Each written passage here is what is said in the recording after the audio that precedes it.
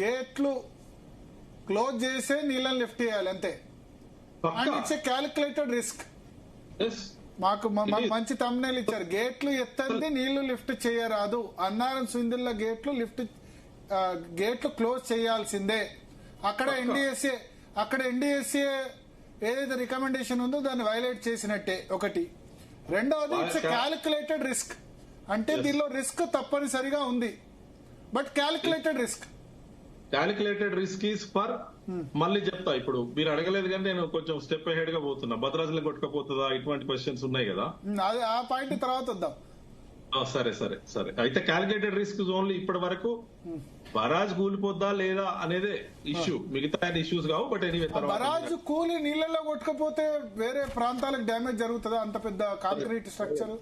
ఎందుకంటే ఇప్పుడు మనం స్టోర్ చేసే ఎన్ని లక్షల క్యూసెక్స్, ఇప్పుడు సపోజ్ వీళ్ళు అన్నట్టు 5 టీఎంసీ 8 టీఎంసీ స్టోర్ చేస్తే 1,00,000 క్యూసెక్ మాక్సిమం 1,00,000 క్యూసెక్స్ కే ఆడ భద్రాచలం మునిగే పరిస్థితి ఏం లేదు, అంత సీన్. సో అది wrong statement. Yes, it's wrong statement. Bhadrachalam కాదు కదా, అక్కడ భద్రాచలం కాదు కదా, మళ్ళా ఈ అన్నారం సుందిల్ల గనక ఏమైతారో అది కూలితే మేడిగడ్డకు కూడా ఏం కాదు, ఆ మేడిగడ్డలో ఉన్నాయి వాటికి కూడా ఏం కాదు కదా, మిగతా గేట్లకు కూడా. గేట్స్ మేడిగడ్డ ఓపెన్ చేసే పెడతారు కదా, క్లోజ్ చేయట్లే కదా, ఎవరు అడగట్లేదు క్లోజ్ చేయమని. ఈవెన్ ఎక్స్పర్ట్ ఇంజనీర్స్ కానీ పిఆర్ఎస్ కూడా అడగట్లేదు. సో అది ప్రాబ్లం కాదు.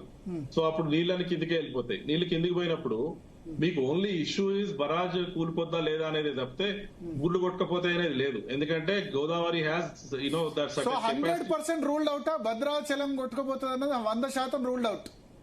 మనం స్టోర్ చేసే వాటర్ కి సంబంధించినంత వరకు, మనం ఇప్పుడు అనుకునే క్యాలిక్యులేటెడ్ రిస్క్ వరకు మీరు మొత్తం 32 టీఎంసీ స్టోర్ చేస్తా, మొత్తం 3 బరాజెస్ కలిపి 32 టీఎంసీ, రైట్? 32 టీఎంసీ స్టోర్ చేసి ఒకటేసారి అన్ని కిందికి వదిలిపెడతామంటే అప్పుడు 32 అంటే 3,50,000 క్యూసెక్లు వస్తాయి దగ్గర 3,50,000 4,00,000 మాక్సిమం. ఇంకా అక్కడ దాకా 11,500 అంటే 4,00,000. కానీ ఇప్పుడు రిటైర్డ్ ఇంజనీర్లు ఏదైతే 28 లక్షల క్యూసెక్ల వరద కూడా పోయింది అని అంటున్నారు భద్రాచలం. అక్కడ స్పేస్ చాలా ఉంది, అంటే space like it's not much risk there is enough space to contain this.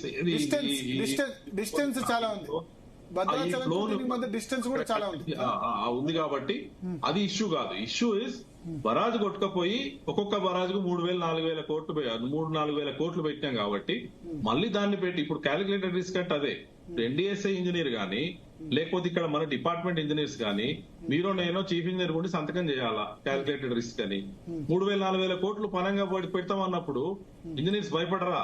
Government decision తీసుకున్న తర్వాత ఇంజనీర్లు ఫాలో కావాల్సిందే కదా, ఒకవేళ గవర్నమెంట్ లిఫ్ట్ చేయాలని తీసుకుంటే. That is okay. Political risk తీసుకొని వాళ్ళు ఫైల్ మీద అప్పుడు పొలిటికల్ లీడర్స్ రాయాల్సి ఉంటది కదా. సార్ వర్షాలు పడితే పరిస్థితి ఏంటి సార్? వర్షాలు వచ్చినా కూడా ప్రస్తుతం కాళేశ్వరం పూర్తి సామర్థ్యంతో నీటిని ఎత్తివేసే సిచ్యువేషన్ లో ఉందా?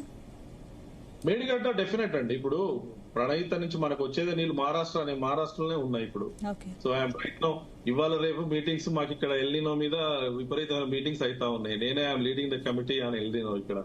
సో మహారాష్ట్రలో సో ఇక్కడ వర్షాలు ఒక దగ్గర బాగా పడుతున్నాయి, ఒక దగ్గర పడట్లేదు. పడే అన్ని కూడా ప్రణయితలు వస్తున్నాయి.